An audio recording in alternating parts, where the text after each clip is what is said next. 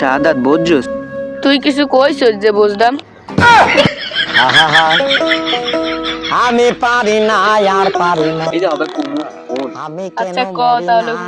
আমি বুঝি না এই যে মানুষ কি আরে গ্রাম ছাইরা শহরে যায়। এই যে আমাদের গ্রাম কত সুন্দর, সুপলা সজলা, শস্য শ্যামলা, আহ কি সুন্দর পরিবেশ। এগুলা ছাইরা মানুষ এই ইট পাথরের শহরে কেন যায়? এই যে কোকিলের সুন্দর গান শুনতে কতই ভালো লাগে, মনটা জুড়িয়ে যায়। আমি তো কাউ আর কাকা ছাড়া কিছুই শুনি না, ফাইজলামি করো।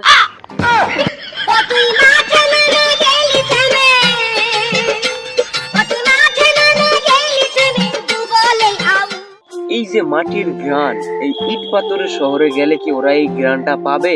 গোবরের গন্ধ এলাকা থাকতে পারি না, ওই আবার মাটির গ্রাম রয়েছে। এই কবিগিরি অন্যখানে যা, আমাদের তো হারান্তে।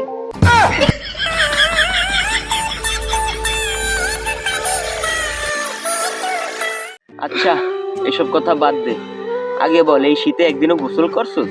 আমার সাবান আছে, গামছা আছে, বালতি আছে, মগ আছে, কল আছে, পুকুরে পানি আছে, কিন্তু মাগার গোসল করার সাহসটুকু নেই রে।